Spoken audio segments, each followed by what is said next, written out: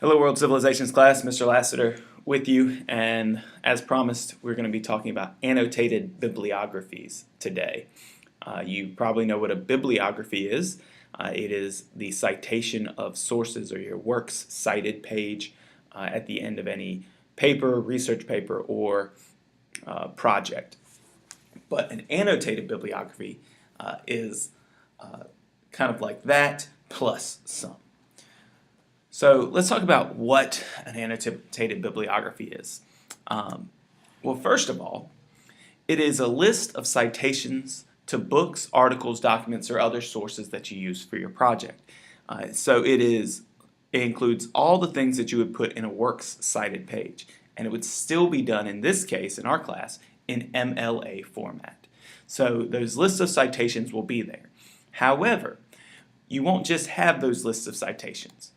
It will be followed by a brief, usually about 150 word, descriptive and evaluative paragraph. That's the annotation. So the citation is what you would normally have in a bibliography. The annotation is the brief description of the source. Why do we do this? Well, it's meant to inform the reader of the relevance, accuracy, and quality of the sources you cite.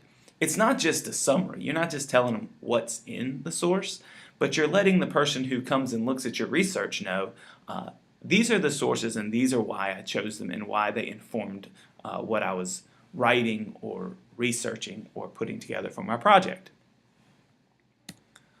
So how do I do this? Well, one does not simply do an annotated bibliography. The first step is research. You've been doing this in our class. That is the act of looking at sources and finding good ones and determining what good sources are, what great sources are, and what sources are just pure junk. Step 2 are creating your citations, which you've already been doing in MLA format, or should have already been doing, I should say. Again, MLA format, and we have a previous video on that, and you can go to Moodle to find that. The third step, and probably the most time-consuming, is writing your annotations. So what we're going to do with this, and I will look at it in more detail in the next slide, is to evaluate the author's background or expertise, give a 1 or 2 sentence summary of the source, and comment on the intended audience. Lastly, you'll explain how the source is important to your project.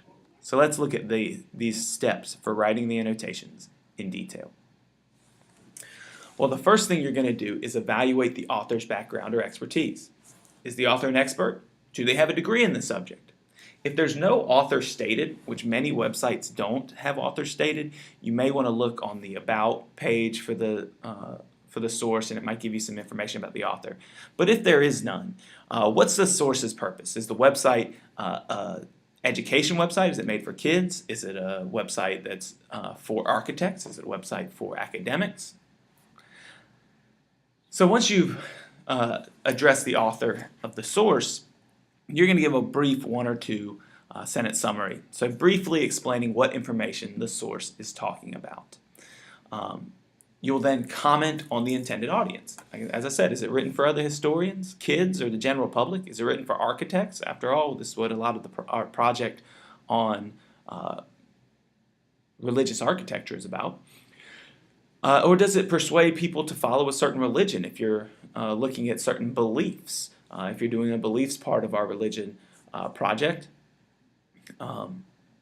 is this trying to just inform people generally about the religion, or does it serve some other purpose? And lastly, explain how the source is useful to your project, how it's important. Basically, how did you use the source? And do you have to use MLA format? Yes, there is a specific MLA format for this, and the document which shows that will also be posted to Moodle. So let's try to determine if these are good or bad examples. Here we have the MLA citation, and I can promise you the MLA citation is correct. But let's look here. This website was really cool. The author, Miss Wiseman, must be a really good historian because she wrote a lot about our Islamic architecture. The source describes the many different types of mosques. I used it to help in my project. Think about this. Is it a good or bad annotation? Well, this would be a bad annotation because it doesn't do all the things that we talked about. It doesn't explain the author's background. It just says she must be a good historian. It doesn't give a descriptive summary. This source describes many different types of mosques. Well, that's not necessarily all it does. And I used it to help in my project. Well, I hope so, but how specifically did you use it? Also, try to refrain from things like this website was cool or man, there were a lot of colors on this page. That's not relevant information. Let's look at another example. Here we have the same source from Kendra Wiseman, Introduction to Mosque Architecture from Khan Academy's website.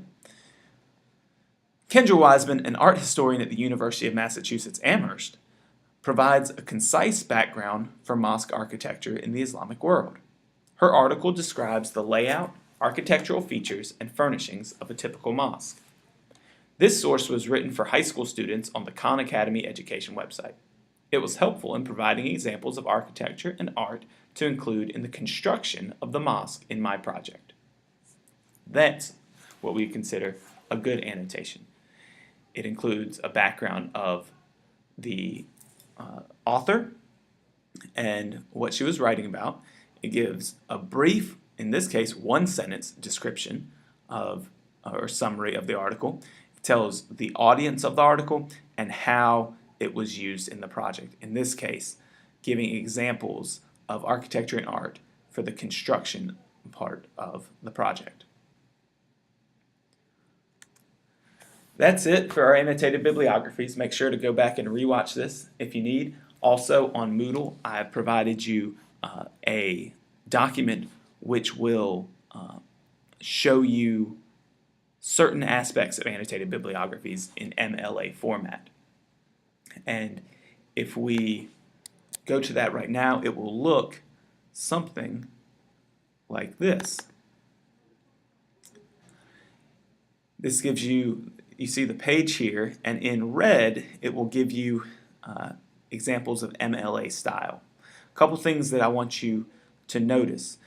First off, the heading and the title. So you put the title of your project and then an annotated bibliography. Your sources with the hanging indent, and then your annotation below. And the whole thing should be double spaced. That is standard for MLA format. So this source, the source of course of this is actually from Diane Hacker, so I did not create this. But you can use this to figure out how to format your source. And it is fairly lengthy. You don't have to read the whole thing, but definitely pay attention to the red notes. I'll talk to you more about this in class. Have a wonderful day and a good weekend, and get your annotations.